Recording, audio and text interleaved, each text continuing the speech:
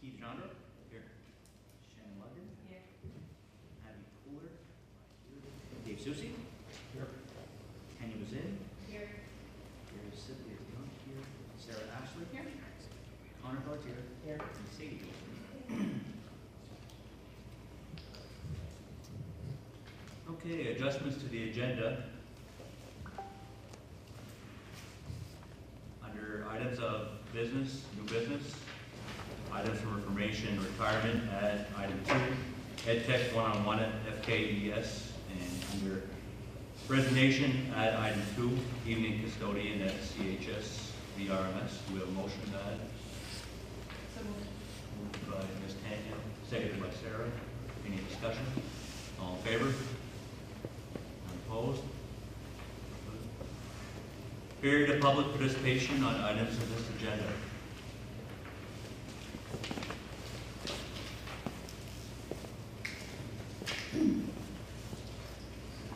There's none. Okay. Approval of the meeting minutes, meeting 919, November 9, 2022. Do we have a motion to approve those meeting minutes? So moved. Moved by Sarah, seconded by Shannon. Any discussion? Dave? I think, who put this together? Did you? Good job. I'd like to add a provision, a thing that was mentioned during the meeting, I think is very important, and it's actually Lucy who brought it up. And we can get trouble with Lucy, but, the point, I thought it was a very good point, at least I thought it was good. If the board were to make a policy, said that 2 board members, similar to Valley United, have to vote in accordance with the board, that policy would not be binding upon Valley United board members. Because SED 27 cannot impose a policy on another board. Those Valley United board hold their loyalty and their duty to the Valley United and their service. I thought that was just an excellent point, and I think it should be added to the minutes, and the proper place to add it, as I was looking through this, where it came into the discussion was, one set of minutes, but under the item of business, 1, 2, 3 pages, and at the bottom, basically the bottom of the third page. Just at the very bottom it says, Abigail was commenting that we vote from the way to those who have. Just before that, I think it was Lucy made a comment. So my proposal is, I'm suggesting that we add a comment that Valley United members are not bound by the 27 policy. There should be such a policy that binds them to act in accordance with the board. Okay, do we have a motion to add the statement per Dave's comment? Motion made by Dave, seconded by Yeah. Sarah. Any discussion on the additional comment? Seeing none, all in favor of adding the comment? Very good. Motion to, we already had the motion to approve the meeting minutes. All in favor of approving the meeting minutes as amended? Good. Meetings, minutes approved.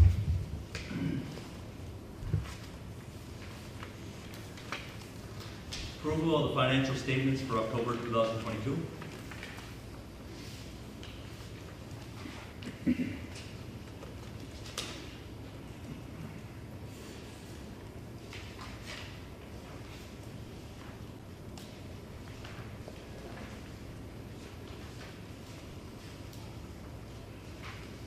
We have a motion to approve. Sarah? Motion made by Sarah Ashley. We have a second. Seconded by Mrs. Wazin. Any discussion on the financial statement? Seeing none, all in favor? Financial statement approved.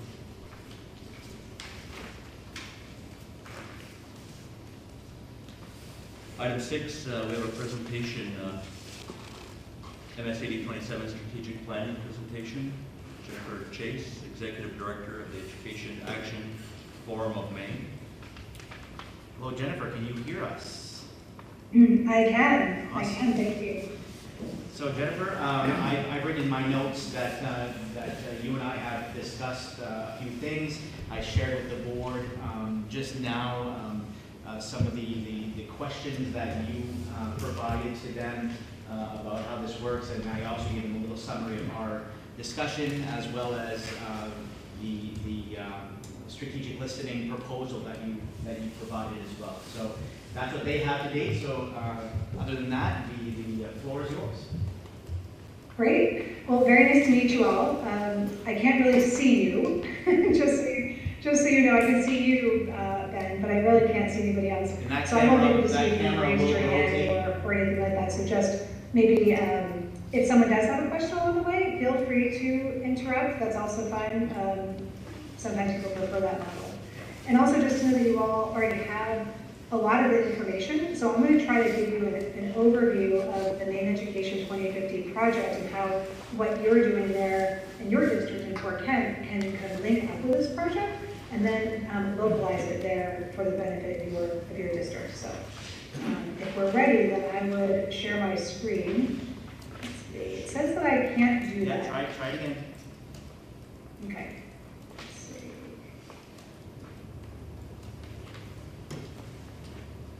All right, can you see the slide deck now? Yep. Okay, great.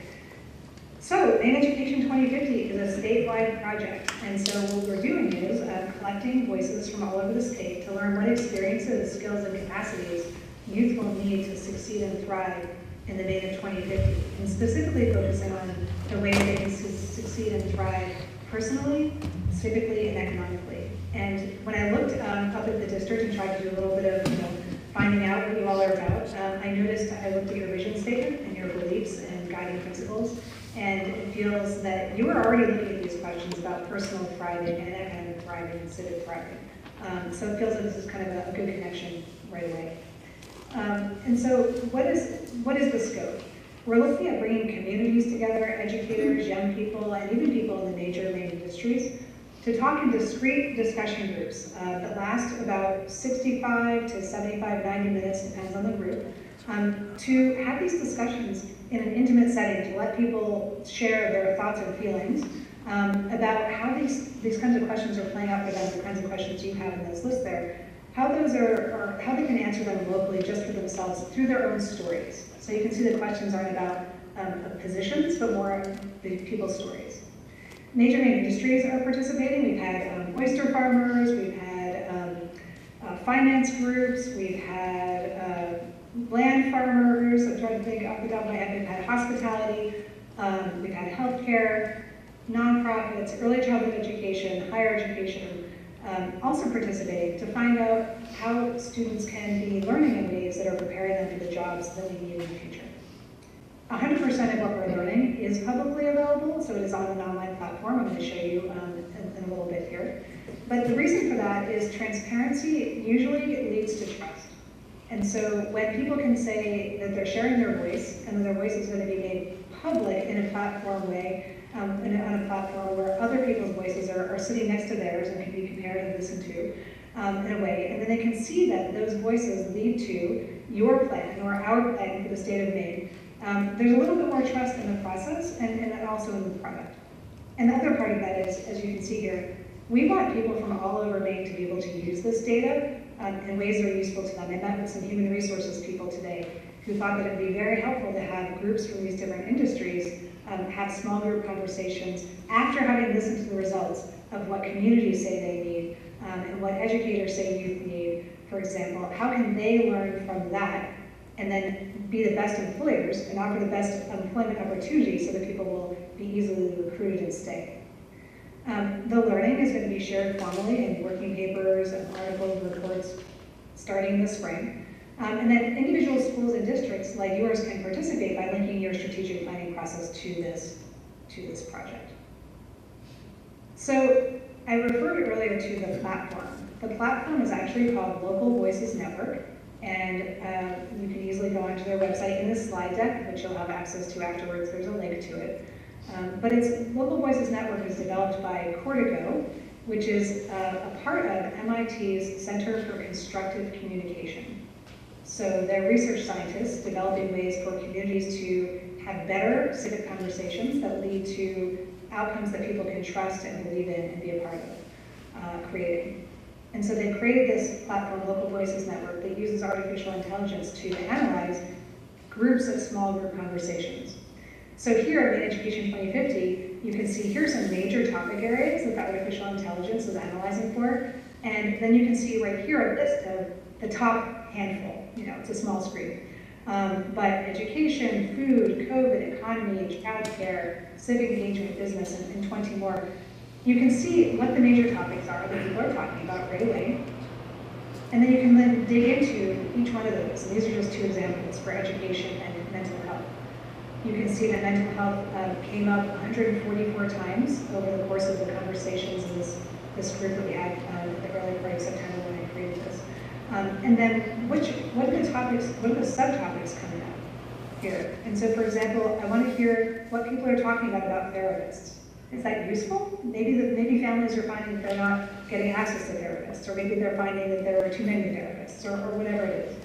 How is substance abuse playing a role in students' mental health, for example? So you can look at these keywords in these smaller subtopics as well. And then you can dig even further. And this goes to show you right here what the scale of each conversation is. So these are the participants in the conversation right over here. And we do encourage people to use their first name only, very specifically. And we actually don't ask them to talk about who their employer is, but more what their job is, what their role is. Just to make sure that we're bringing all voices to the table in as equal a way as possible. So here are the speakers, and here are the themes that came up, some major themes within this conversation. Again, this is the AI analysis. And you can click on one of these, any one of them, and it will show you exactly in the conversation where those words or themes came up. And then you can click on those to say, oh, look, it looks like Tanya was talking about teachers here. I'm going to click on that, and you can play it and listen to the audio of what Tanya said at that moment in the conversation. And if you're interested, you can look for other sorts of words. You aren't limited to this, these words here. You can search for whatever words are meaningful to you. So here I said, here's a conversation where maybe we searched for a word, maybe it was project-based, or here it is, project. Maybe I've searched for project. I've come up with some highlights in this conversation where the word project shows up. And I'm going to tag it here with project-based learning, and maybe I'll also tag it with superintendent. Because the AI provides a really pretty deep level analysis actually, but we want to personalize it. We really want it to be meaningful for what your questions are. And so maybe we take those guiding principles and beliefs and use those as search factors, really to look at here and see like where can we find evidence in people's stories that those beliefs and guiding principles have been operationalized, or where is it that the new strategic plan can create new goals to have those felt or kind of realized, experienced by your students and families and teachers more.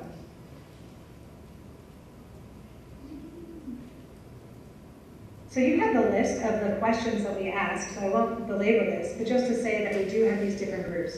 Students get together in their own groups, educators get together, and also staff, anybody, school staff, gets together in their groups. And then we have community members, which also can include people, local employers, business owners.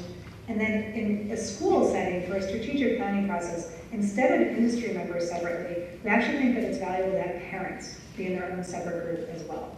But we can talk about that. That's up to you, how we organize those groups.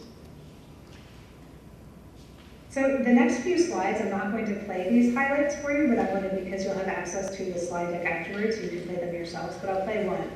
And that's just to reiterate that one of the values of using this platform, Local Voices Network, is that we can really hear people's stories, not just read them in their own words, but hear them and the way people are speaking. And so it makes a big difference to hear people's story in their own words and their own voices. And one of the ways that this is useful is once the strategic planning process is complete and you want to share it with your community, you can actually give right in the plan, link it back to quotes that people spoke in our focus group conversations to say, we heard this. Here's an example of what we heard that links to this specific goal or this specific activity. And so I won't play all of these. These are just a couple of examples here, but I'll play this one right here. And it's probably going to take me to another screen, but we'll come back. state level, I would hope that all communities, the different school districts are thinking about ways to really engage those community partners to be able to help families in a zillion different ways. I don't think it's the school's sole responsibility to try and help struggling families or families that have kids that need more support or need more services. I think it truly is at the community level, and I would love to. So you can see that listening to Larissa speak about this is a little bit more impactful than if I said, it sounds like people in your community think that we should involve community partners more in serving your families. That's one thing. We can say that in the report, but to be able to back it up with individual voices heard, spoken by your community members, it makes it more powerful. And you can also see here that this is, there's a little tag down here that we put on this. One of the questions we ask at the end of every conversation is, what's one thing you would love state level, or in your case, district level policymakers to hear? So we bring them through that full arc of the conversation, and the questions we've seen there. But we also then ask them at the end, what's that one nugget? And those are often very powerful to hear from people, what the one thing that they want to raise out is. So why should districts consider being involved in this statewide project that is localized there at Fort Kent? You as district leaders can really lift up voices that need to be heard. The people who might come to a Saturday session where people, you gather people around at the tables and you ask questions and they engage in some conversation and they put the colored dots on the areas that are important to them. Those are valuable experiences for people for sure. But not often do people come from the margins to those experiences. And so this is a way to specifically reach out and recruit those people who may not otherwise participate in guiding the future of your district. So that's one reason. And it's also a way for everybody to participate in a really deeper level conversation. We've had, when people finish these conversations, they often say, wow, I had no idea this conversation was going to be what it was. I didn't realize I was going to be able to connect with other people in my community in this way. And so it's really fostering deeper community connections with these small groups. So you can also engage hundreds of people as opposed to the 50 or 60 who may come to a Saturday event. And then uniting a community around a common vision. It's much easier to do that when people have been invited to participate on a grander scale and a deeper scale. And then really within these conversations, it's generative dialogue that we're looking at creating as opposed to trying to find out where everyone's opinion is different. Although of course we can highlight that in the analysis. The way we facilitate the conversations is really about the first priority is making sure that the community members, the educators, the youth have a good experience of being heard and also hearing others. And then out of that wonderful kind of context comes really deep and important, insightful depth. Also, learning stems on the shelf when people are engaged. They know you've created a strategic plan and they're interested in supporting it because they've been a part of it. And then you can use the data to compare with future, if you decide you want to do this in the future years, you have this data available to compare. And last, just to say, here's something that is an overview of what Ben has already shared with you, I'm sure, so I won't belabor it, just to say it's here if you want to look at the slide deck. We collaborate all along the way, and we involve your stakeholder groups to make sense of the data that we've collected as well, so that they are not just speaking, but also sense-making. And then we can review the findings, giving some vertical and horizontal summaries, using that to determine, really guide the vision and the goals. And then the next step is really sitting down and saying, what is the strategy to reach those goals with your particular community's resources? And those resources you probably are well aware of. We may surface some other additional resources in the conversations. And then it's showing your stakeholders at the end of the plan and kind of connecting that plan back to their voices. And this is just a way for us to get in touch afterwards, for you to be in touch with me, or also to go from this link to the Local Voices Network. Super easy, lbn.org. And just to say too, happy to have, if it's helpful to the district, to have our partners at Cortico at MIT meet in, through Zoom to share with you any question, or actually answer any questions you might have about the platform and the data storage and all those kinds of things. So I know that you have not that much time for your meeting, so I hope I gave you a little bit of an overview, and I'm very happy to answer your questions. anybody have any questions? This camera should rotate as people speak, Jennifer, so it should be able to Okay. capture everyone.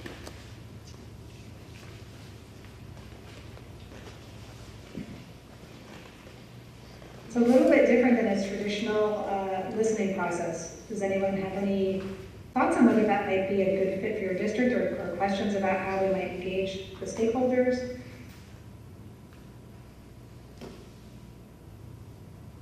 It's pretty techy, so I'm like, I really, when Jennifer was able to share with me how, you know, of course the meetings happen virtually because you want to capture all of you want to capture all of the conversations through this type of medium. And then, you know, it also adds some flexibility. So it's not, you know, a Saturday here or there, it's whatever, you know, that group can meet in whatever time, so there's some flexibility there.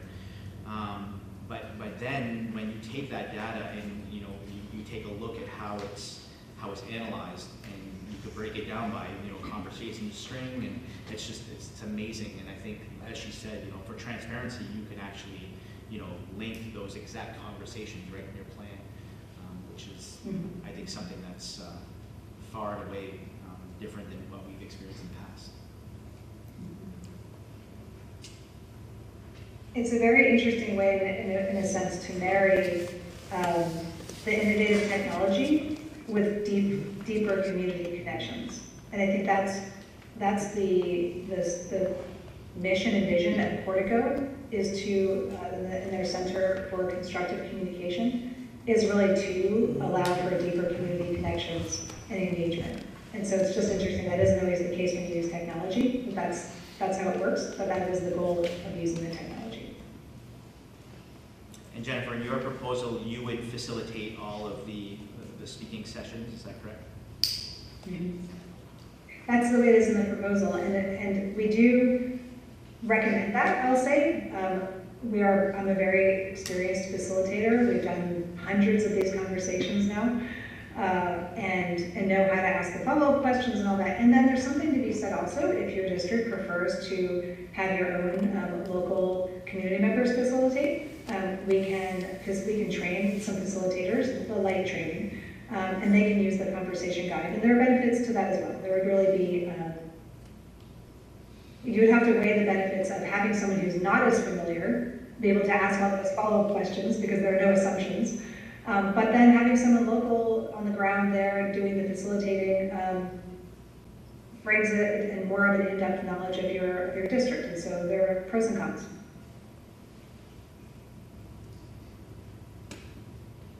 I guess my question is procedure. Once we have all of this data, who takes it from all of these conversations and all of these words and then makes it a plan? Is that you all, Sarah? I don't know where to look at you. Your voice is coming from here to here over here. Oh, okay, I can see you now. That's me. Okay, I actually didn't realize that was me until right now. Yeah. I couldn't see it.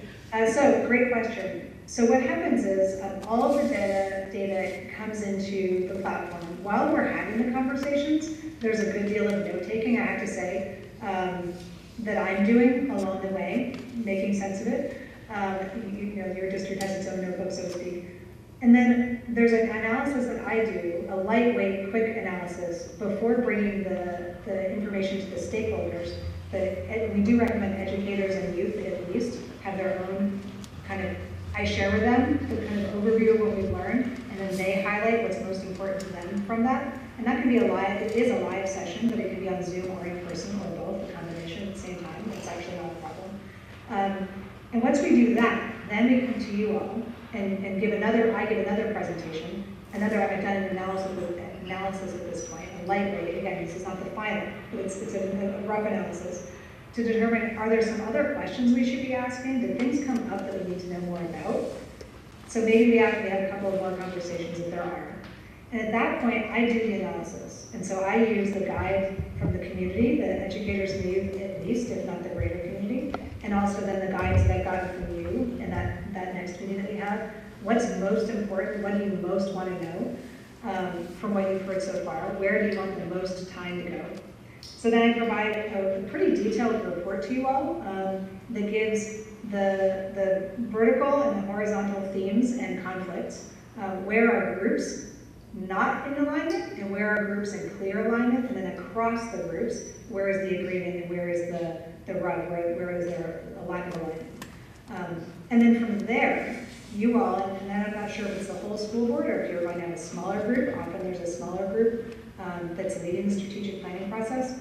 That group and I talk about the next steps for your district. And so the next steps usually are I can help you, guide you through the process of it in person, in a live meeting to say, now that we've heard this, how does that inform the direction, the vision for our district? How does it compare to the current vision that we have, which is very comprehensive? Your vision is, you got a lot in there in one sentence. It's a very comprehensive, forward-thinking vision. And so, is this still the vision? Are we confirming that, or are we changing it?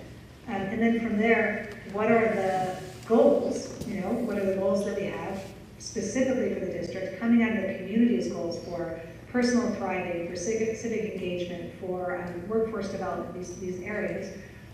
And then from there, that's the discussion where I have no expertise in your area, but I have expertise in helping you think about it. So now, these are the goals. How do we get there? What are the resources we have? What is the prioritization? What's the timeline of prioritization? So I can help you with that. Or some districts say they would like to take the report, and then you're good to go on your own. But I can also help you with that. So in the proposal that I gave to Ben, me going through that, leading you through that process and creating the documents for you is built in. So I'm listening, I'm leading you through the conversation. You are talking, you're discussing, and I'm writing. And then the final product, of course, would be, I would give you a draft, and then we have to work on a final product together so that it really reflects what you want it to be. Does that answer the question? Yeah, it does, thank you.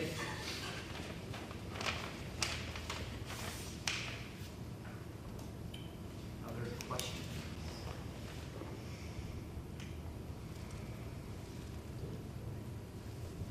I'm curious if you have a student representative to your school board. We have 2.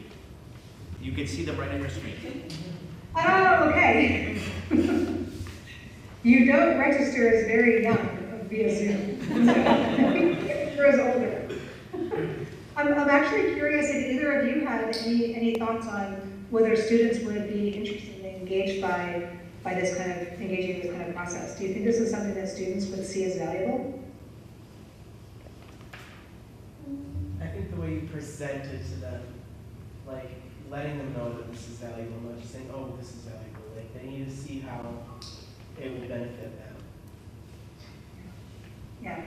Yeah, to come in with like a product to show them as an example would be very beneficial because we have a lot of presentation. It's like, okay, we get to this class, but like, what is this going to do for us? Yeah, definitely. And I think that what might be good, I would think too, is if your district decides to go ahead with this process, is for you to have real clarity on the value and the benefit, and really see a product in a way, a version of a product that could be a result for your district. And then you can help shape how we outreach to the students to make sure that they are, that we're doing that appropriately and inclusively, and making sure that they see the benefit. Because I think students are asked a lot of the time, what do you think? What do you think? But sometimes they want to see, yeah, but where is this going? Yeah. That makes sense. I like the questions. I read them and I really thought about them. They make me think.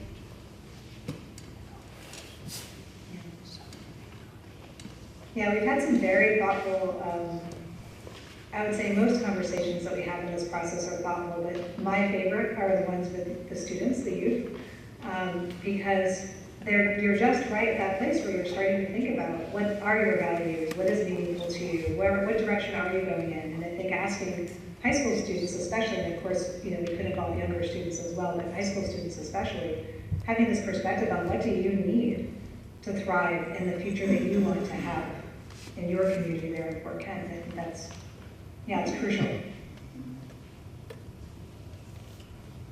So I don't know that any other board members have questions, Jennifer, but what we'll do is after we get off, if there are some, I'll follow back up with you via email, or we can chat, have a Zoom later this week, and I'll let you know how things are going. That sounds great. It was very nice to see you all, and thanks for having me. Thank you so much, Jennifer. We'll see you. Bye. Okay, item 7, superintendent. Mr. Chair, did we want to have further conversation around this to find out if the board wants to proceed, or do we want to table it for now? No, I think you're right. We definitely need some sort of direction. You know, part of me is thinking we did a lot of work with the original strategic plan. As stated, it's quite in depth, and there are definitely elements of it which need to be changed, just because of certain things that have happened over the past few years. I don't know how the board feels, and a lot of you are new to this strategic planning and what goes into it.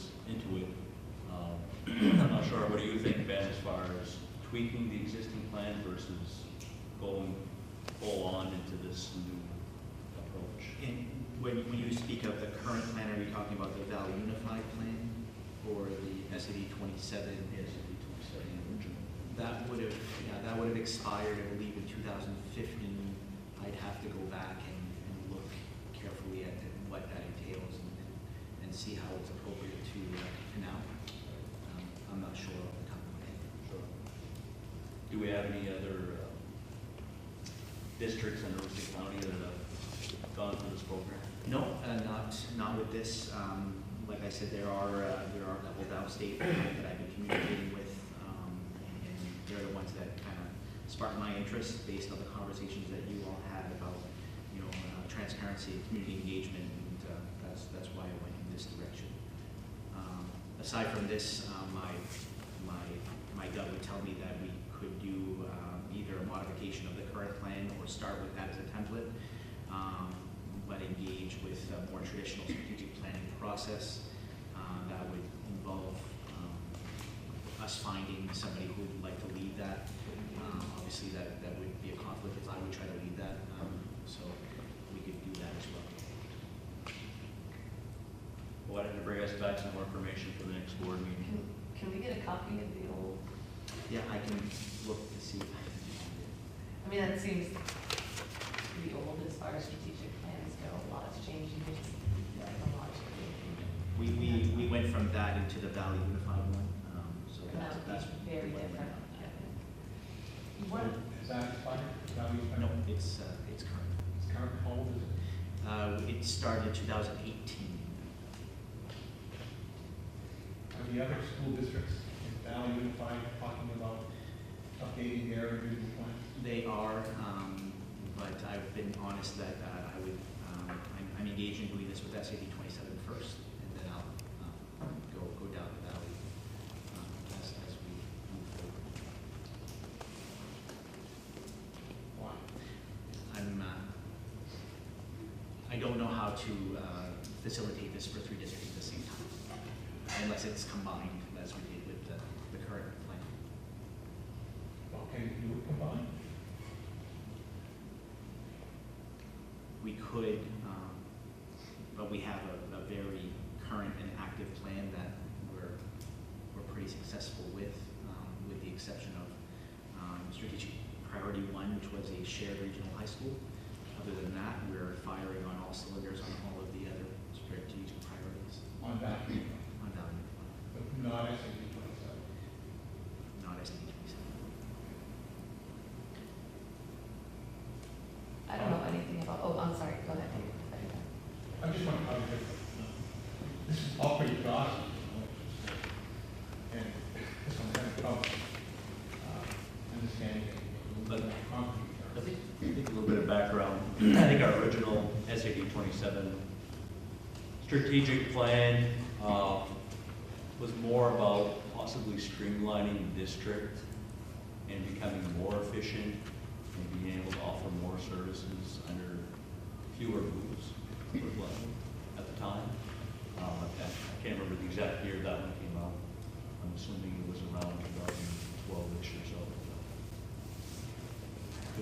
And so that would be the plan that's currently firing on plan that's expired in 2015. Oh, that's expired. I think it starts with, something as clear as your vision statement. Provide a challenging and meaningful, learner-centered education that empowers each individual to become a responsible, self-directed, productive citizen living and working in the 21st century global society. And that's what your current vision statement is, with the following beliefs and guiding principles that outline what those are for each stakeholder group. You don't necessarily have a mission statement that's active. This was the work that was done by that committee that put together a vision, but not a mission. So the difference between vision and mission: vision is where you're going, mission is where you are, what you are. So for me, it's even as foundational as, mission and vision. Where are we as a district with those two things? And then building from there, where do we see ourselves in 5 years? Where do we see ourselves beyond that as we work with the community in building education here in MSAD 27? So short-term and long-term goal setting for our district, which may not be all that different than our Valley Unified partners, but for SAD 27 it could be slightly different.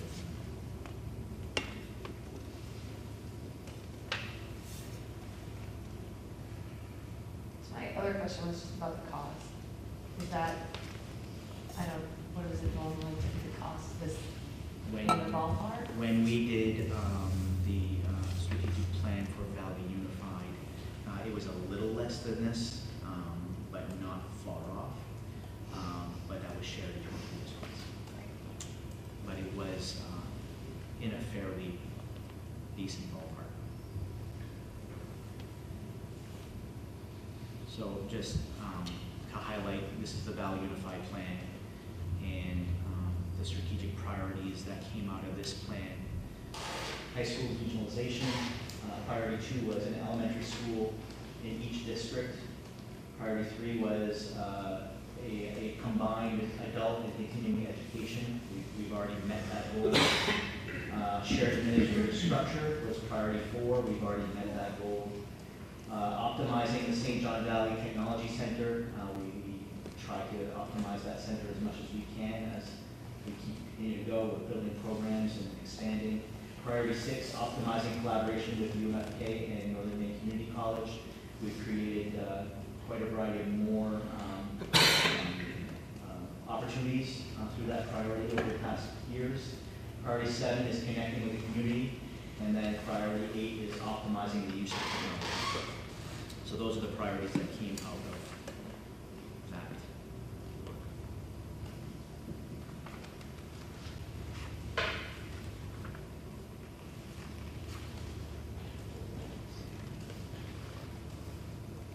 And so the thought is that we've met a lot of those goals, now let's set new goals? Is that kind of The sense that I got from this board is we need our own priorities as a district. These are shared priorities, not necessarily specific to us. We need our own, where are we going as a district? So that's the thought behind bringing these proposals to you. So does that in part reflect events of the past 3 years that set out as full court practice building the school that will be unified? And our current status is that's not only what's happening right now.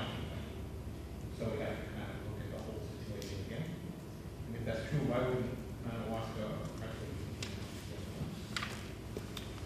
Well, I think that's only one priority out of 8 that we've followed short on, and that's because of just what occurred.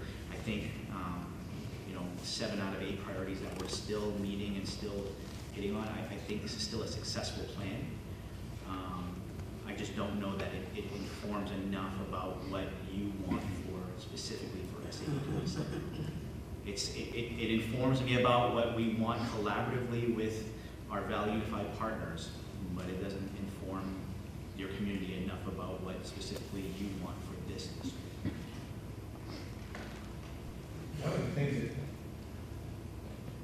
judging from a distance, one of the things that didn't happen in Fort Kent, as a discussion unfolded regarding Valley Unified, was a frank acknowledgement that Fort Kent might close its community school as a result of that process. Now, Waska clearly went through that, we thought, and I think almost was resigned to the fact that they didn't have a central location for the resources to be the central school. Frenchville, I think, Frenchville was fine, whatever happened. If you were small, it was centralized. Fort Kent, I don't think, ever expected that it would be called upon to give up its community school. I think we clearly identified the fact that all 3 high schools would need to close in order for that school to be built. I think what ultimately was not, and I'm not making a blanket statement, but I think there was a lot of folks who thought that Fort Kent would be the site of that new school. So closing this, not this one, community high school for another community high school would be okay. Yeah, I think that's what I was trying to say. So maybe you should have that discussion. Maybe this process can help us do that, but some other things that happened. COVID has taught us a lot about remote learning, what works and what doesn't work, what opportunities there might be for remote learning, how that might affect a small school as opposed to a centralized school. Transportation costs, for example, are going to be a huge problem in the next 20 years. Maybe we should consider or reconsider the whole idea of central school. On the other hand, it doesn't mean we shouldn't abandon the idea of a unified school. So there's a school building and then there's the school itself. All the advantages of being unified in terms of economies of scale, cheaper operations because of shared services, all that, you can still have even if you're not located in the same building. One of the other big things that's happening in community schools and the community school movement, which is a new movement emerging in the United States, from what I understand, is the importance of having a central location in the community where people who need services, particularly for their children, can get those services. Daycare, meals, medical care, things like that. It really puts an emphasis on a physical facility in a community that serves as a clearinghouse for all of these things, focused specifically on children, but with a broader service possibility for the whole community. And that really emphasizes the importance of a physical facility in communities. But that doesn't mean you have many school districts. It means simply maybe have many schools, which is the opposite of school building, which is the opposite of the way we thought about efficiency up until relatively recently. These things changed a lot. So the idea that we could all operate together, 3 communities,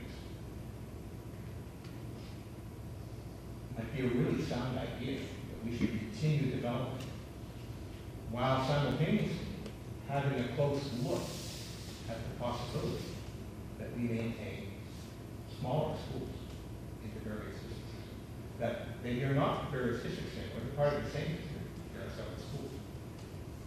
In other words, the overwhelming push has been to unify by centralizing.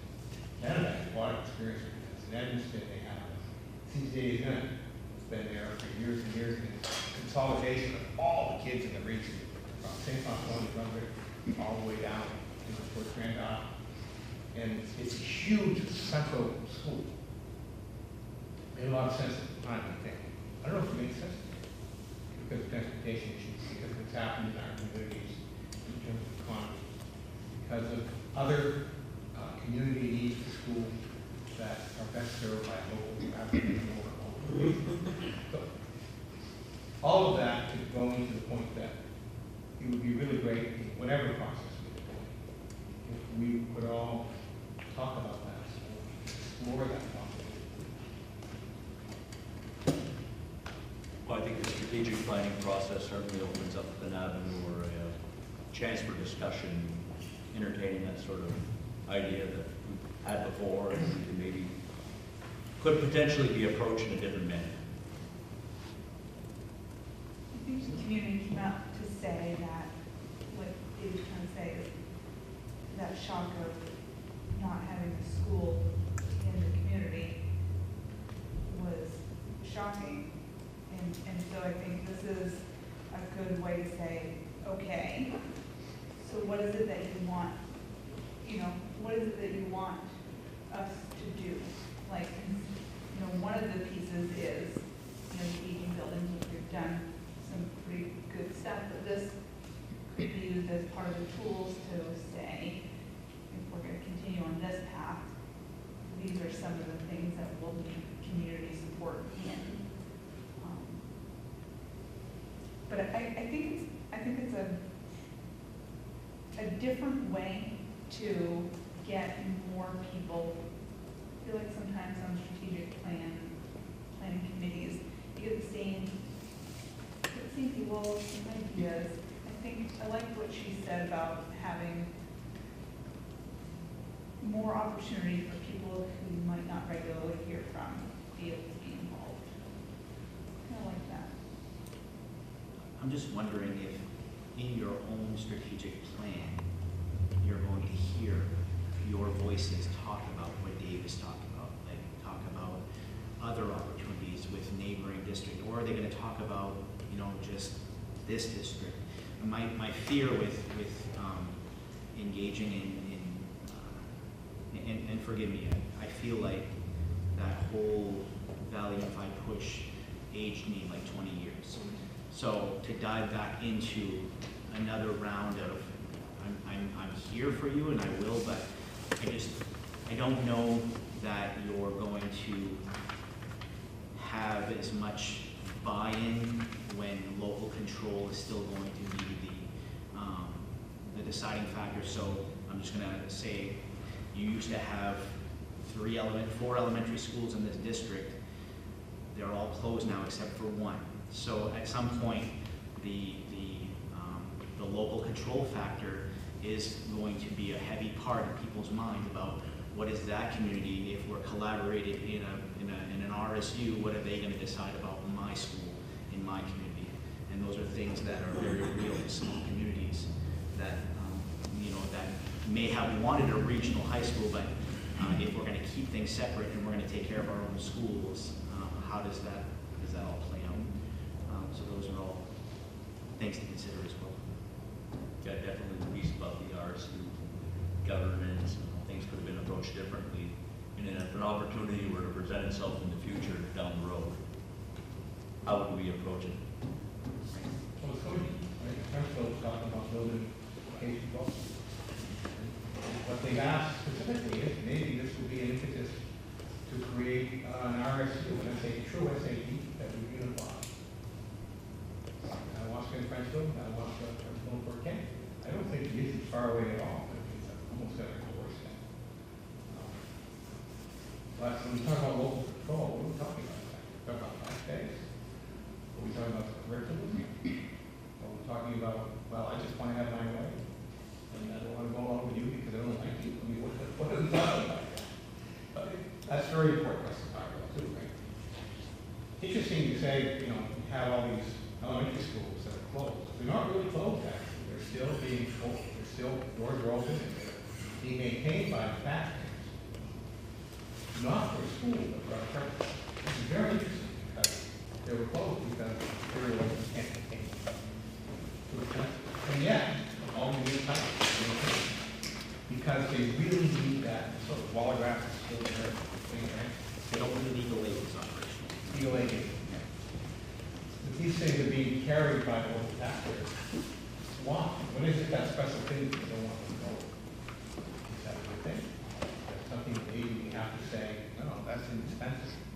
Maybe the control is not indispensable because of location. Control is indispensable. Location is to the community. I think it's worth discussing. I think I would like to see an outside facilitator. You had said that if we don't use these, this, then we still move forward with strategic planning, that it would be something, we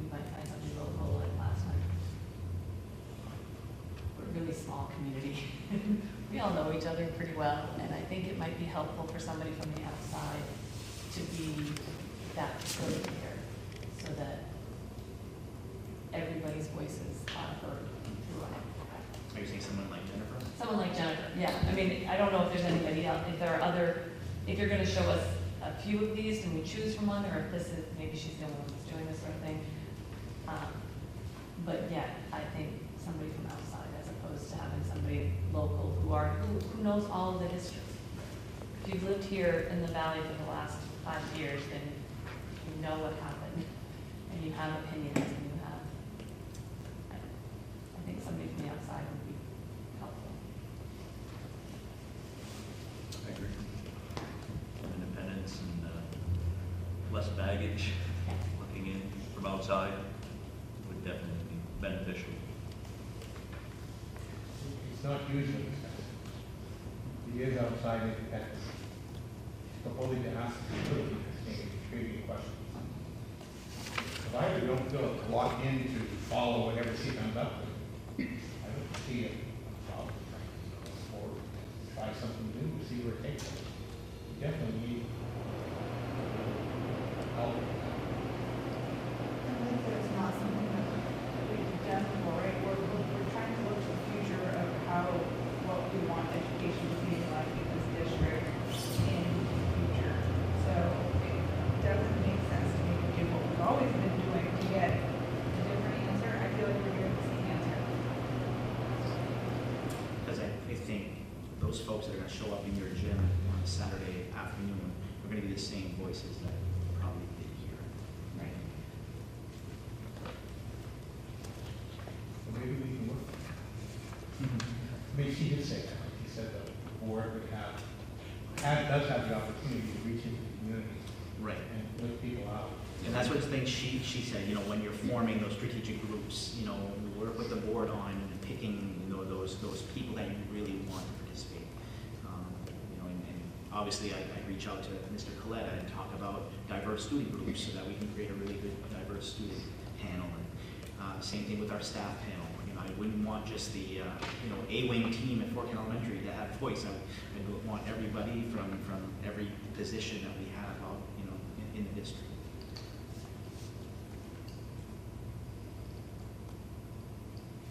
Makes sense. I think once we have a better idea of where we're going as a district, it could open up doors to further conversations with Valley Unified, because this strategic plan will be wrapping up as the tri-district, and we're going to have to figure out a future for Valley Unified. We either are or we're not. We're going to figure out a future of Valley Unified, but I'd like to know where we're going as SAD 27 before I steer that ship that way to Valley Unified personally.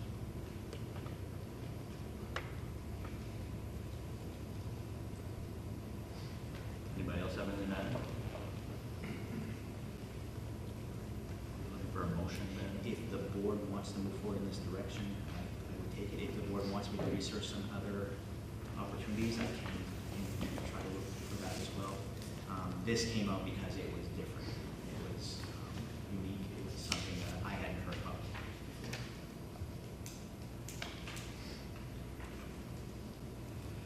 Anybody want to make a motion? 14,000 come from. Payroll deduction. I mean, like, if we said today, yeah, if we make the motion, we approve it, we move forward, Question. is there money for it? Are we going out and going door to door, or what? We would look to find the funds. And if we can't find it this year, sometimes we can make an arrangement to defer the cost to next budget year and build it into your budget. Okay, so this doesn't make you panic? No. Okay. That was my first question.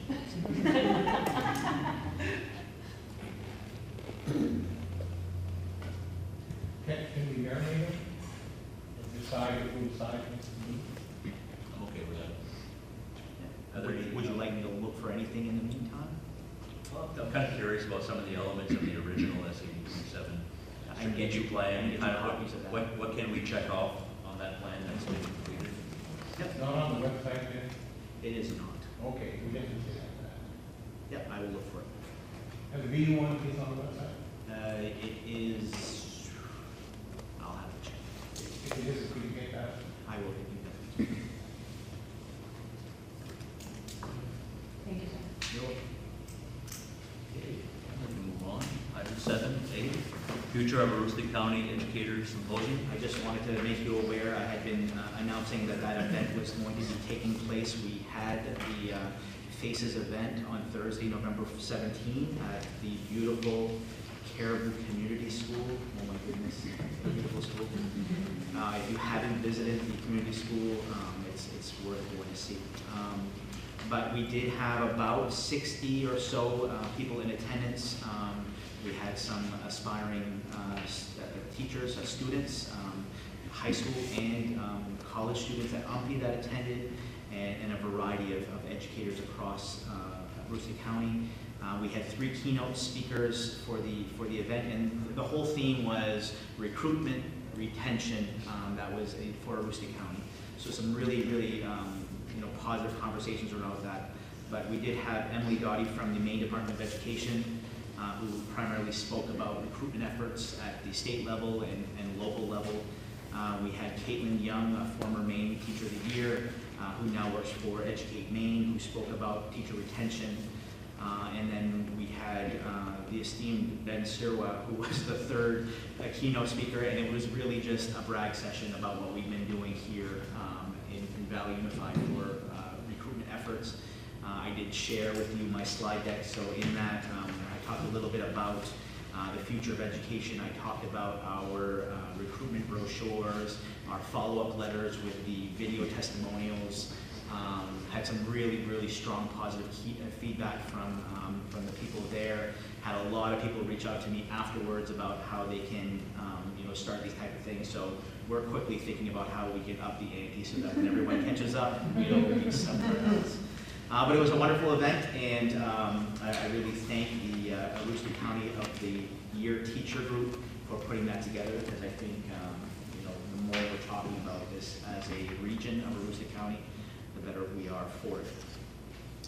The second thing I have for you is changes to the Maine ED 279 funding formula.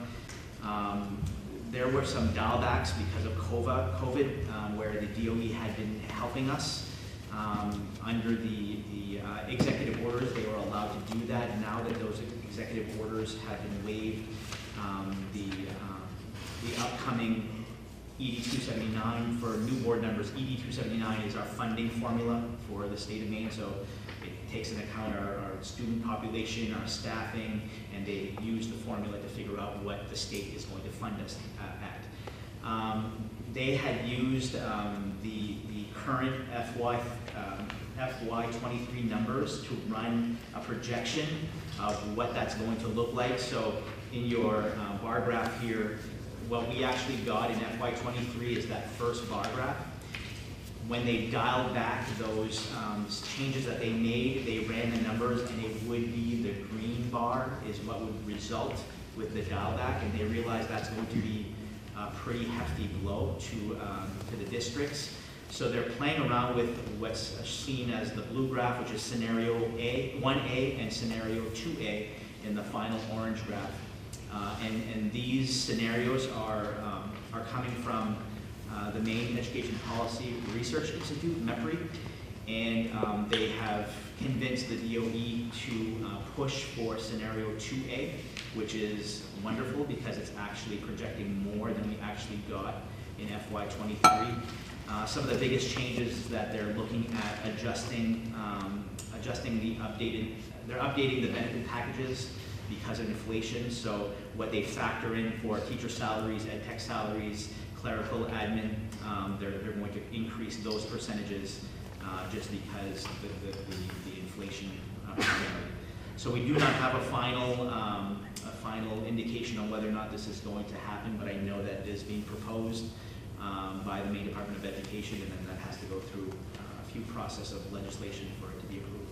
We usually get our ED 279, Lucy, around February, so the sooner we know, we'll let you know, but hopefully that proposal does come through so we have a good budget year.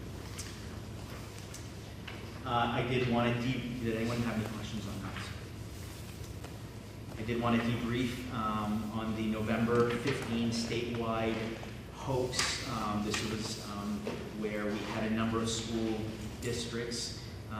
Actually, it wasn't school districts. We actually had a number of call centers and police departments throughout the state that were receiving a call from an unknown individual or individuals stating that their local high schools were engaged in school shootings, an active shooter situation.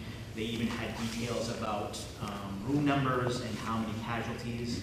So these calls came through. I know Sanford High School was the first one, Portland High School was the second, and schools were not even aware that these calls were coming in until emergency personnel was at the door coming in to respond to those calls. So very scary scenario down in Sanford and in Portland and a couple of others where they evacuated schools, evacuated students off campus, and actually thought that there were threats in the locations where the caller had stated that it was happening. Luckily, once police arrived on the scene, they were able to, disprove what was happening. So immediately, some announcements started coming throughout the state. We had received a few announcements early on where we could, and I did reach out to the board and say, if you hear of hoaxes that are going on, please be aware this is a statewide thing. It was, you could see it come up the state of Maine, as the hour went on. The town of Fort Kent did receive a call, and officers responded. By then, they knew that this was happening, so they didn't come in full force. Chief Delana and his crew came in. They met with Mr. Coletta and Mr. Doucette. They went to the area where the threat had reportedly been here. Obviously, found out that it was not a real threat, but we were fortunate that we had the heads up of what was happening around the state. We had a debrief at the end of the morning around 11 o'clock as a state and just talked about what had happened, and we are having a full debrief on December 6th, which is tomorrow. Maine School Management's actually having those first 3 or 4 superintendents who were the first ones who notified, who responded with evacuations. They're going to share their stories just so we can learn a little bit from it.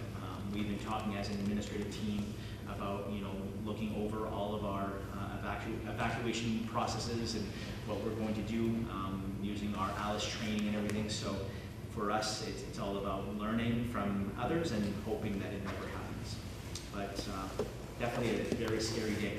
The very next day, I believe, Yarmouth and Falmouth were also targeted in similar hoax, but they had enough information to know that this still might be going on and it wasn't done on that first day. Did they ever figure out where the call was originated? To date, I do not know that they have. But they did tell us it was part of a larger network that seems to be happening throughout the United States, targeting colleges and public schools. Certainly unfortunate, because we don't want to get to the point where we're taking these threats lightly. And assuming that We have to treat them as if they're real, so I appreciated the Fort Kent Police Department coming on site and, not just assuming that it was just another hoax. They came on site and did what they were supposed to do. You do have your administrator reports. They're in your packet, and you do have some administrators here if you have any questions. Anybody have any questions for our administrators? I have a comment from Mr. Doucette regarding his report, specifically the school attendance improvement issue. Initially, I came and saw the district court judge. My experience throughout Lucerne County is that bringing children to court or their parents to court is a profoundly ineffective way to deal with truancy. When we saw people in court, what we found was truancy, when we scratched the surface, was caused by things like serious mental illness by the child, or serious physical illness by the child, or compounding factors for parents in very, very tight circumstances that were not accommodated. And I have to say, my view of it from that perch was very disheartening. So what that And I'd be happy to discuss details with you, if that would be helpful. But overall, my sense was that a process that dumps truancy cases into the courts is really a way for, as I said, an attempt to escape the true nature of the problem, which, from my perspective, in my opinion, involves greater engagement by the school. Dumping the case in court really involves the school saying, now it's your problem, DA, you deal with it. It's just not an effective way to do it at all.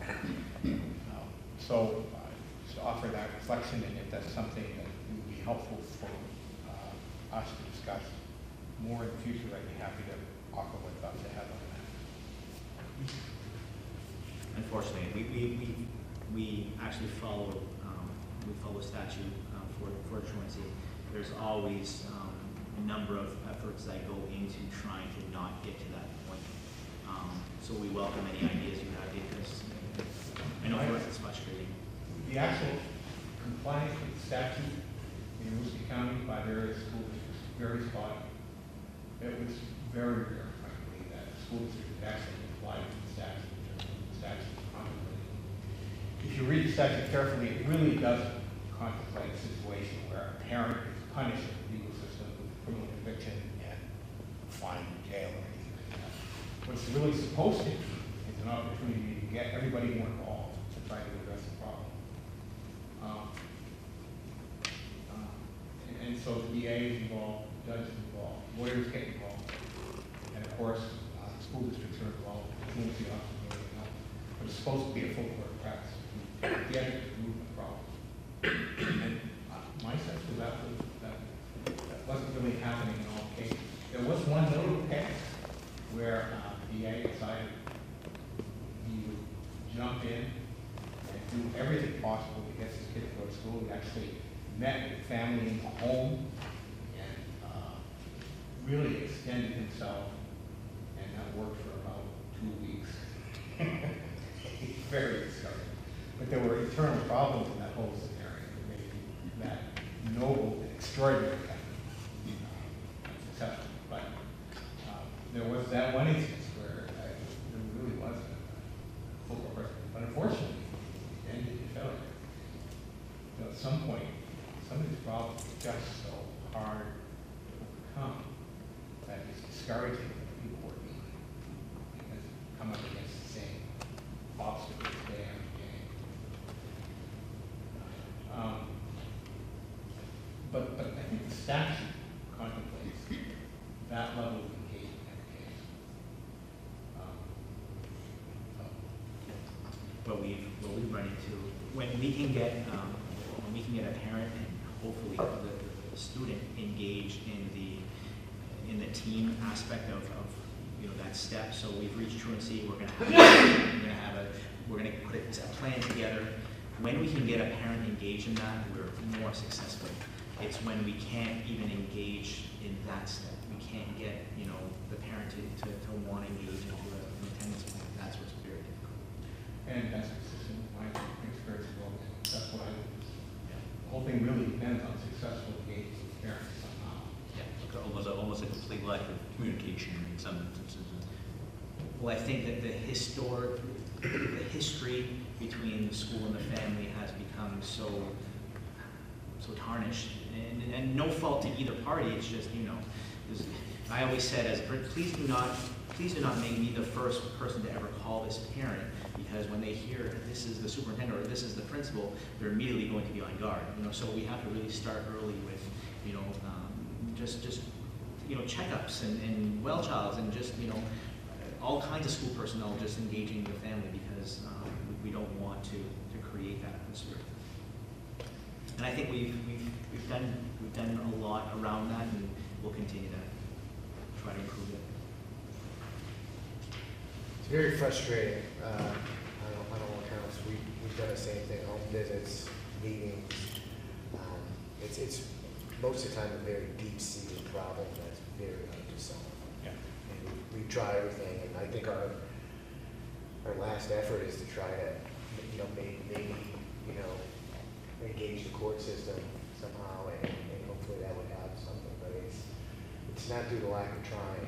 It takes we have a incredible attendance coordinator that really helps, make a lot of phone calls, there's a lot of people power involved in trying to get kids to come to school, because we really want them here, and sometimes it's just, like you were saying, those internal conflicts are very deep.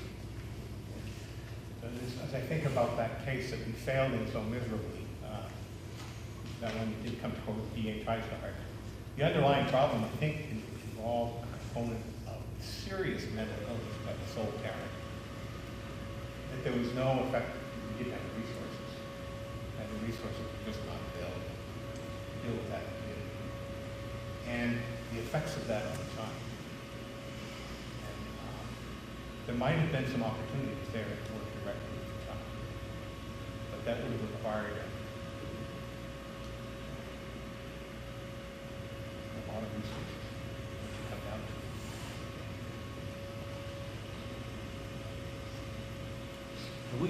Have we taken a serious, like, really deep dive look into the data behind the truancy? Like, are there patterns as far as what, maybe communities that these children are living in and what their situation is? Is there any sort of common denominator that we can maybe look at before these children get to be truant and say, hey, look, this is an indicator here.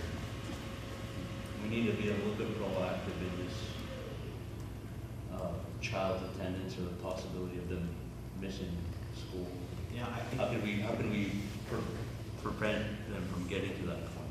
Our focus has been now for at least post-COVID, just because we lost so many, well, I don't want to say we lost, but the attendance slid quite a bit. Our focus has been early intervention. I think the more we're having these conversations with our pre-K and kindergarten parents, so that we're establishing a foundation when those kids are 4 and 5, rather than having these conversations when the problem exists at 16 and 17. That for us has been our focus, talking about attendance matters at such a young age. And when they're starting to slide, pre-K is optional. But if we start to see a parent not having their child attend school on a regular basis, even as a pre-K, we're going to have those conversations about why this is important. So that's for us, one thing. If you ask about patterns, I think a lot of this does shine a light on some underlying conditions that exist. Anxiety is one that rings true a lot. Whenever there is, a child with a diagnosis of anxiety that, for whatever reason, is not managed, we usually end up in this realm a lot of times with some of those kids. Yeah, those are some of the big ones. Looking at Steve's report, I mean, there's a few cases of bullying where, maybe some of that as well. I don't want to go to school today because I'm getting picked on, or whatever else is going on. Just like to know that there's a way that we can kind of look at that data now that we're, I want to say, post-COVID. Yep. And those absences are waning. If we can drill into that data a little bit more.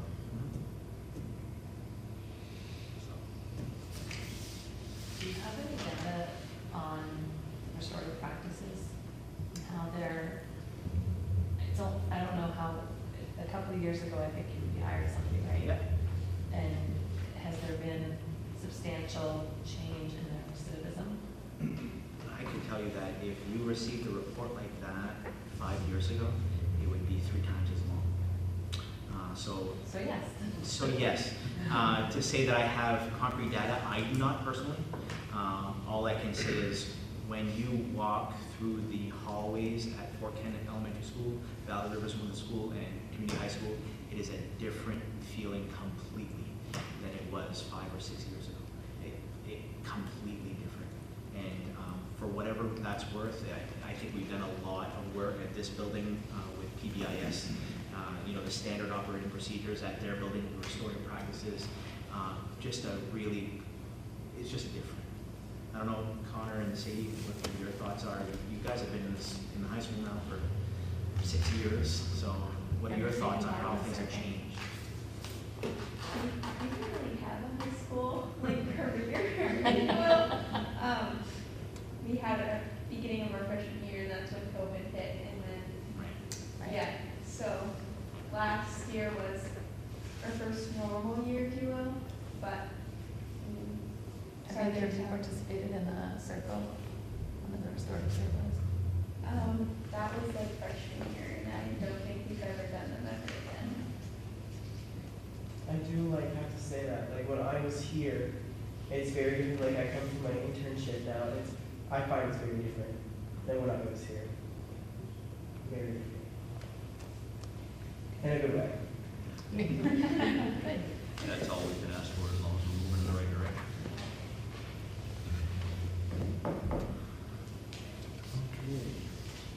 Any other questions for our administrators? Okay. Item 8, items of business. So under old business, you have your, you have the Valley Unified Interlocal Agreement. The Valley Unified Board met on November 14th to go over the proposed changes. And you have in your packet one that's titled ILA Approved Changes. This is kind of just a rundown on the conversations that happened during that meeting and what was approved. So there was an appendix that was approved, two of them actually. One to approve the, what is our shared services, another one to list all of our supermajority vote items. We had some simple approvals to replace the word regional with education. And then we got into, you know, some different things that were for consideration. What you have also in front of you is what's left and has not been approved.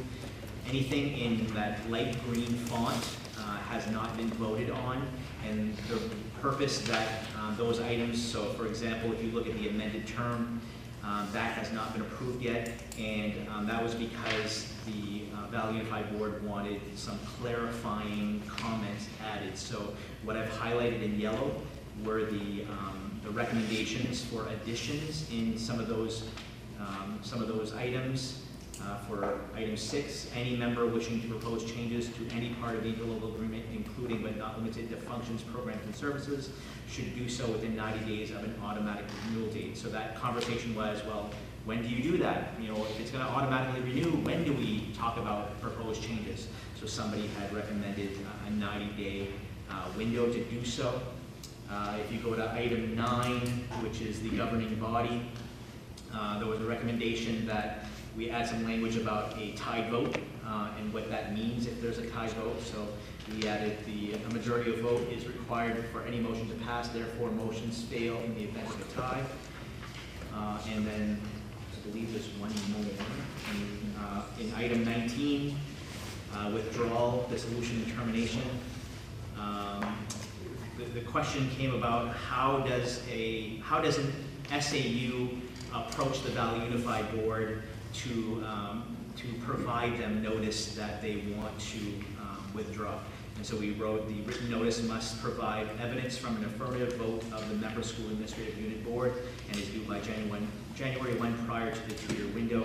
Example, a member looking to withdraw for the 2025-26 school year must provide a written notice to the board of directors no later than January 1, 2023. So it was just some clarifying points, and that's why there was no votes on those sections. They wanted to see it with the additions. So that's where we are with those items remaining. I believe a meeting has been scheduled for next Tuesday. Yes, there will be a Valley Unified Board meeting next Tuesday here at Fort Kent Community High School to talk about this. So I'm sure that your representatives will want to know your thoughts on what's remaining. And Keith, if you have anything to add, feel free. Well, I think, you know, everything's highlighted in yellow that we were concerned about along with our partners in Valley Unified. There were questions about the proportionate voting. I think there was some confusion on where that would apply. Like where would a simple majority vote be required? And in what situation would a two-thirds vote? Yeah. Be required, so we looked to kind of clarify that.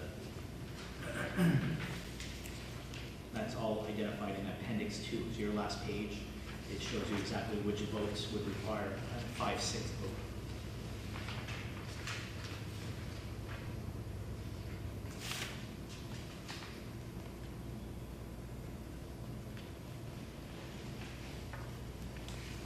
I thought it was weird or dummy or something on the part about termination of participation, that you can have, if one of the districts isn't basically paying their bills, it sounds like, the other two can vote now.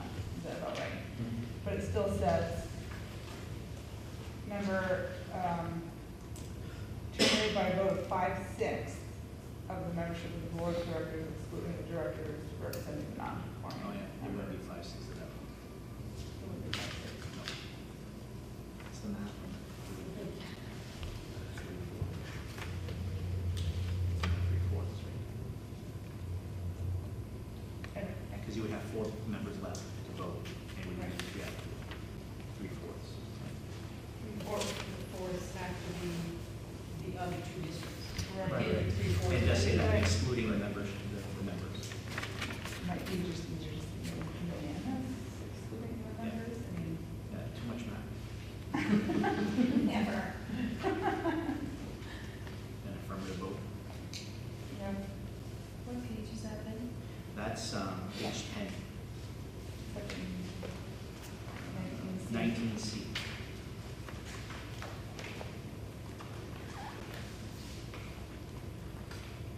Catch. Thank you.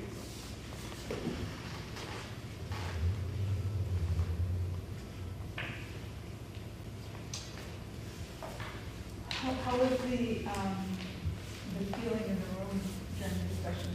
What was,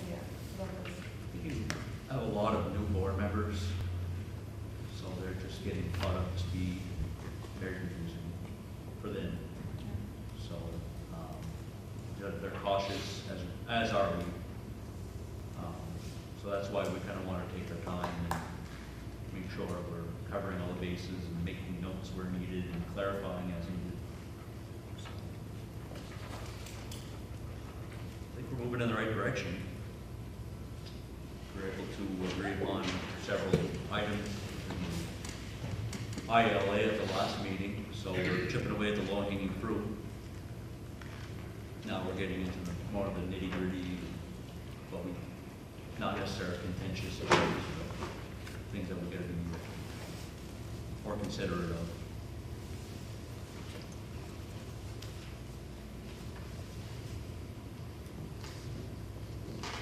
So the next meeting's Tuesday.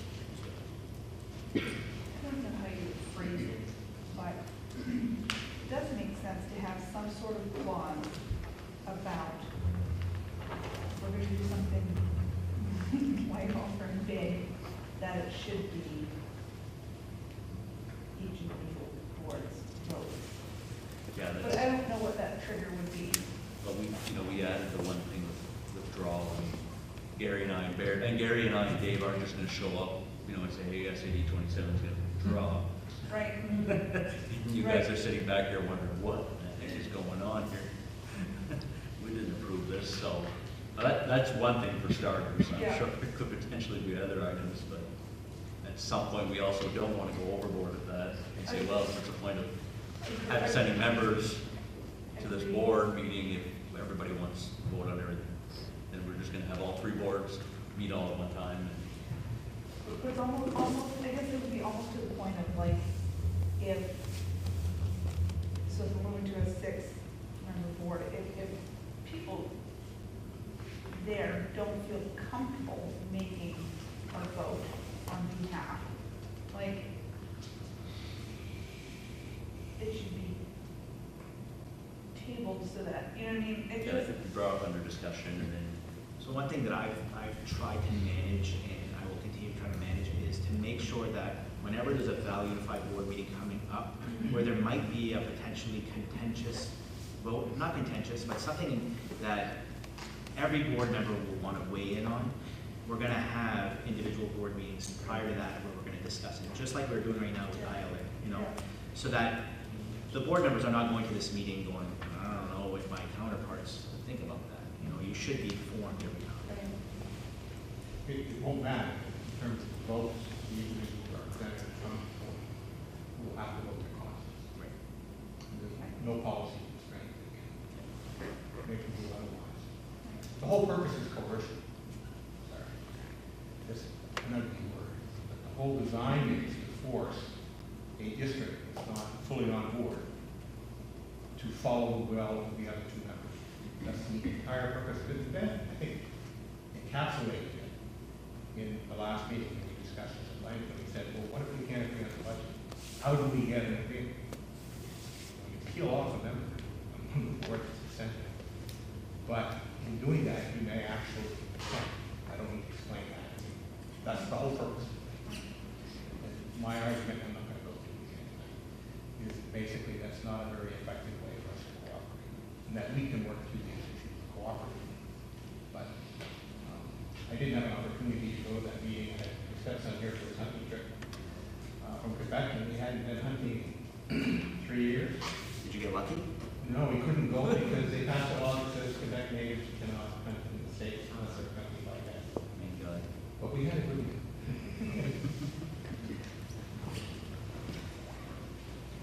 Yeah. It just, I'm trying not to feel like standing on the edge and looking down into an abyss of not knowing. But I feel like that's what. It's because we have PTSD. And I get that. And I think after the conversation, last meeting, I'm a slow processor. So it was only on my drive home that I had second thoughts on Dave's thing, and then the policy here, which that doesn't, the thing is there's still no, consequence. There's just no consequence if someone wants to go and do whatever. I don't know, if maybe that didn't get reiterated by our partners at the last Valley Unified meeting. Was there also kind of some feeling that they were kind of having the same thoughts about, maybe one of our members could go differently than the other? So I don't think that's something that's shared just by us alone. And that's exactly my point. I don't think any of our concerns are unique to us. They're not. I can say that. They're not. They're common concerns.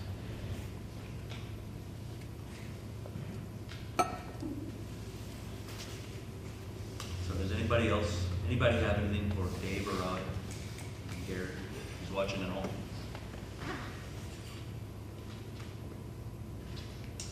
When would it take effect? It would be effective, so that the next, this term here, this current, if this is approved, you would be approving this term to end out June 30, 2023. And then you would have automatic 2-year renewals after that, moving forward. So it would become a 3-member board, a 6-member board after, in July 1. That's the way I read it. And at one point we had talked about doing a percent vote annually, because we're doing it anyway for budgeting. But does it just make it easier to do it with the terms? I know that the only conversation we had a little bit with the Valley Unified Board is, what do you do when you round up all of your Right. percentages and it goes to 101%? Right. What do you do then? So we did have that conversation. Again, it's a math thing. You can just buy I was like, everyone.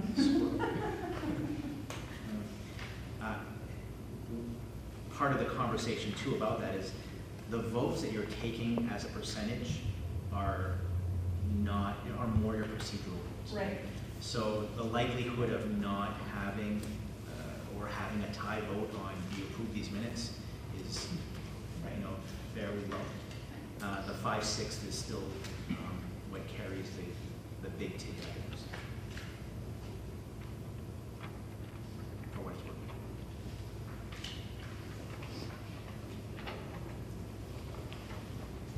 So if you look at it appendix 4, you'll see which votes require the 5/6 vote.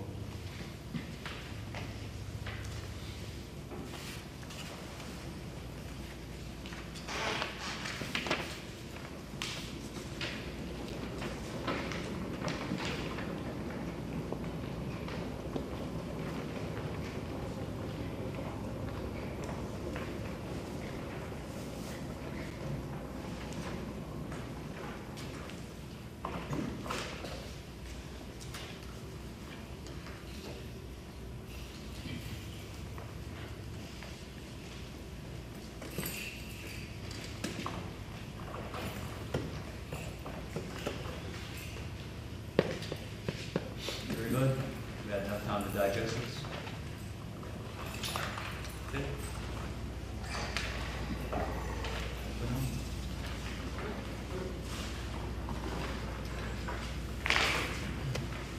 Under new business, we do have for retirement, you should have a letter from Arlene Ronapon. She is asking you to accept her official notice of retirement as the head coach for Fort Kent Community High School. The last day will be April 7, 2023. So she graciously has given us 21 weeks' notice, which we appreciate, so that we can make arrangements for Arlene's replacement, and she could, have some training in that process. Beth, do you know how long she's been here? We do not know. We usually figure it out for the. She was here when I was here.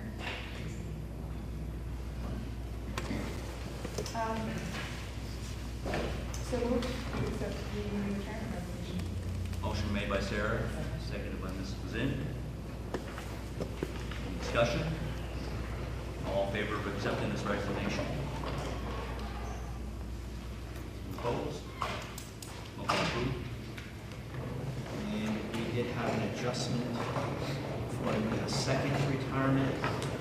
I put in your new little packet, it's an email with a one-liner highlighted.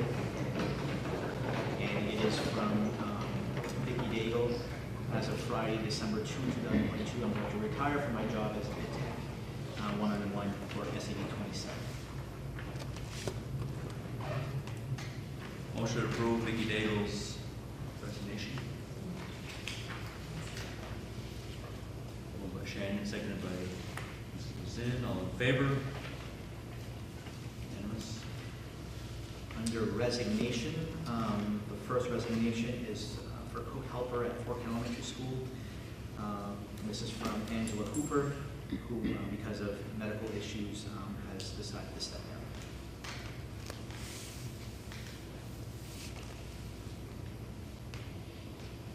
Motion to approve resignation. Motion made by Mrs. Ashley, seconded by Ms. London. Any discussion? All in favor? Motion approved. And we did have a second adjustment for the resignation of an evening custodian. We should have a letter from Jeffrey Taggett, who is resigning from his position as night custodian. I met with Jeff on Friday, and I said, is it something he did? And he says, no, it's either I stay with the job or my wife is not going to be happy even more. So I said, oh, I understand. So this shift is difficult for Jeff. He likes the job. We love the work that he's been doing for us, but he will be leaving us at the end of the month. Motion to accept Jeff Taggart's resignation. Moved by Shannon, seconded by Tanya. Any discussion? All in favor? Good. Motion approved. Under new hires, we have, under transfers, I just wanted to let you know that we did approve a transfer of a cook helper at Fort Kent Elementary School, and that approval was for Jessica Plord, who slides into Angela Cooper's position here at FKES. Under new hires, you should have a recommendation letter from Jill Kelly and Iris Gagne. They are recommending Kayla Myers for the position of special education ed tech one-on-one.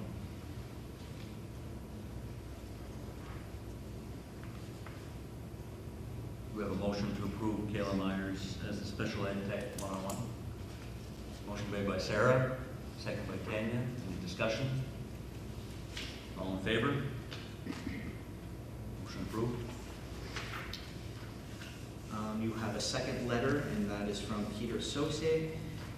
He and his interview team interviewed two candidates for the position of mechanic bus driver. They are recommending Ryan Pelletier. Ryan currently does not have his bus driver license, but he has started the coursework. He started last Thursday, and Ryan's first day was today. We have a motion to approve the hiring of Brian Pelletier. Motion made by Tanya, seconded by Sarah. Any discussion? Very good. All in favor? Motion approved. And you should have a third recommendation letter, and this is from Mr. Collette and Mr. Doucette. They are recommending Tiffany Reese for the position of Education Technician 1 at Valley Rivers and Community High School.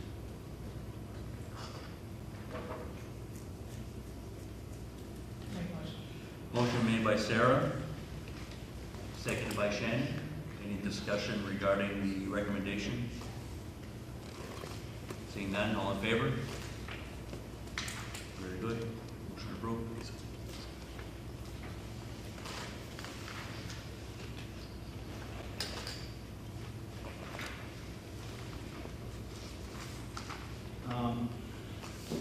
Item B is required instructional days in child nutrition. I gave you a priority notice from the Department of Education. The past 2 years, we have had the flexibility of some waivers with the food service program, where in the event that we wanted to have a snow day, which we would call a remote snow day, we could send the students home with a prepared meal for the following day. And because we were serving a meal, then we could count the remote day following our remote day guidance that our teachers have. We did that twice last year, and this is only can be used when there is a major snowstorm that we see approaching, and we know, we're quite confident that the day is going to be canceled the next day. It cannot be used, you know, we wake up in the morning, there's an ice storm, we haven't had time to prepare, so it would not be used in that instance. So last year we did use 2, and in doing so we had 0 snow days because of the use of remote snow days. As you see in the priority notice, the department does define what a required instructional day is, and at the bottom of that section they say students that provide meals, SAUs that provide meals to students and adhere to the requirements for an additional day may count a remote day toward the 175 instructional days. So the department is saying you can still use remote days, but the very following section says, but the child nutrition program says you must be on site, you must be in a congregate setting in order to get reimbursed for meals. So I reached out to our food service director and I said, how much would it cost the district if they wanted to continue with providing a meal for a remote snow day? And she did say that it could be anywhere from $1.90, which is a very, very basic meal. It's an Uncrustable sandwich, it's a juice cup, and a milk or a juice that would go home, or it can go as much as, you know, $2.50, $3 to get a full meal. My question to you is, how would you like to proceed as a school board with the use of remote days in lieu of a snow day when we can predict it? And if you are in favor of remote days, are you in favor of the district incurring those costs as a local cost, because we would not be able to reimburse those meals? Just for mathematical purposes, we have 813 students. Let's say at $1.90 per student, we'd be looking at about $15.50 for district-wide. I do throw out to you that we would not be running buses that day, so the savings on busing does reduce the cost for those lunches on that day. I just need to know, am I preparing my staff for remote snow days, or are we going to make up the days in June? What's your recommendation? We do remote days very well, comparatively speaking. However, it doesn't hit all students. I say that because when you reschedule days in June, you're gonna get some kids, but some kids are just not gonna come to school. So it's gonna be hit or miss no matter how we do it. I personally feel that in the flow of education, if tomorrow is going to be a remote day, we're continuing on what we did today, whereas in June, there's no continuum of learning in June. We're just doing more of the end of the year stuff that we've been doing for a week or so. I don't mean to talk badly about the June days, but as a former teacher, I know exactly what those are and what they entail. And to come back after a weekend for make-up snow days, and actually it's a long weekend because of the Juneteenth holiday, which is going to be Camp Kick It Week. I don't know how many students we're going to get when we go there. So my recommendation would be to allow us to utilize remote snow days when we can. I can't guarantee we're going to have success like last year. Last year, the 2 storms were very obvious and we were able to call it. So that would be my recommendation. Do we have a second to today's motion? Shannon seconded. Any discussion? Is there a possibility that we don't necessarily have to have those makeup days in June? Is there, in the calendar, is there ways that we can wiggle like a workshop around, or We've, a couple of those half days and make them we could do Saturdays, and I'm just throwing that out because I know that's fine. downstate, I mean, they look at sometimes, 8, 9, 10 makeup snow days. So schools downstate have used Saturdays as a tool. For us, we have one more remaining workshop. We have 2 more remaining workshops.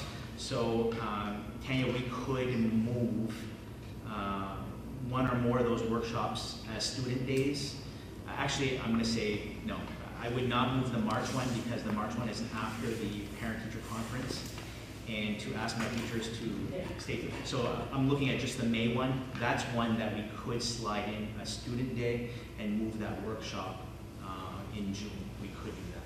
For planning purposes and calendar adjustment, thinking ahead, would we be better off to take that approach for the next school year? We have done I that. was thinking what you said out loud. Because it doesn't, and I get not having makeup days, because I remember as a student too, not liking those makeup days. But, I don't know, the remote work is obviously not the same quality you're gonna get in class. Guaranteed. As a daycare perspective, it's a lot of, I don't require my parents to go home after saying, I was at that work. Yep. Which is fine, like, it's fine, but it's just not as effective. I'd rather see a workshop day or a couple of those early release times, make them a full day, or, Yep. I'd rather see that happen than squeezing it at the end of the year. Next year, that spring workshop is at the end, so it doesn't, the staff are ending the school year, not the students. So we did take that into account, so that if that happens. We do have that one May flexibility day as an option to utilize. I think I would ask, like, because I know some teachers use that as a, especially if it's kind of towards the end of, People have plans. yeah, Not to make plans way ahead of time. but they use it to get caught up in all the work that, especially if it's like in May, to kind of get reorganized for the last push kind of thing. I was just thinking. So we survey staff every year, and you never get it's, so you get both sides, right? You want the ones that want it before the end of the school year because they want to prep. Yeah. You want the ones at the end of the school year because they want to finish up. Oh, okay. So I think we're just trying to appease both parties. Yeah. The other thing I will say about remote is, I know it's hard for a lot of people, but it's also instilling some pretty good skills in kids to work on in very small bites, right? Some time management, some self-directedness, some independence. Obviously, pre-K, kindergarten, it's a lot to ask. You know, you guys have a stage kind of thing, but I think it's good for this. You know, for our kids that are going on to post-secondary, colleges now, I mean, remote options are all there. So you might have, you know, 5 classes, 2 of those might be remote. I mean, that's just the way things are now. So, you know, obviously we're not preparing our pre-Kers for that. And our pre-K framework looks a lot different than our, you know, our high schoolers where they're just going to follow their schedule, you know, and obviously the instruction time might be reduced and then the independent work time is increased, but yeah, absolutely. And this would only be if we knew about summer test, right? Right. We still might have a snow day that you don't know about ahead of time, but still use that day. Then I'm going to talk to you about the workshop day. Right. Right. So I guess I like that, like keep that for, keep the May for maybe like the ones you can't pick.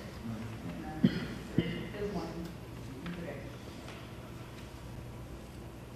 If we didn't have a pretty good success rate with our remote option, especially looking at last year with our 2 snow days, we did pretty well. So I wouldn't be taking a recommendation to you, you know, if we have 25% participation, you know, we have a pretty good participation. The cost for lunch is $15.50 approximately-ish. And you said that comes close to covering the bus? Like, should we say, okay, if we end up with like, a good 10, so, you know, like, is there a limit to how many times we can do this before it's cost prohibitive? Yeah, I'm going to put you on the spot. How many miles do we do every day? Just under 1,000. Okay, and the cost of fuel is? At $5 a gallon at 1,000 miles per day is $714 per day for fuel. So half of those costs are squashed. Okay. I thought I'd catch you off guard.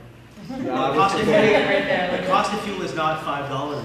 Well, I put it at $5 anticipating it to lower a little bit, because prices are going down. We paid $5.20 last week. So if we have 5 between now and it, then we could always revisit it. Absolutely. Okay.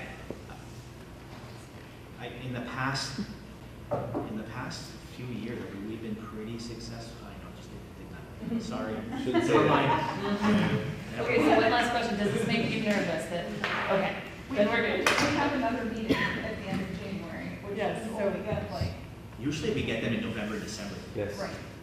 Honestly. Usually we get 5 first snows, and we've only got 2 this year. Yeah. So this first snow, we still have another first snow, because this one's almost all gone. We've lost all our snowbanks.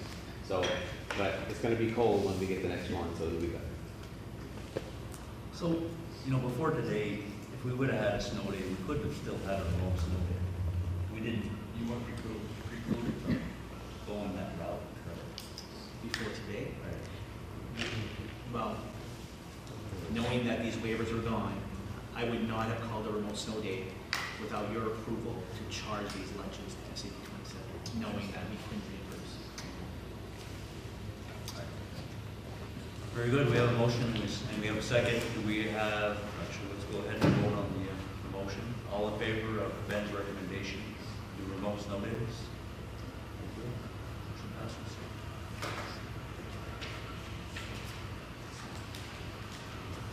Okay. Motion to enter into executive session pursuant to 1 MRSA subsection 4056A for the annual evaluation of the superintendent. Do we have a second?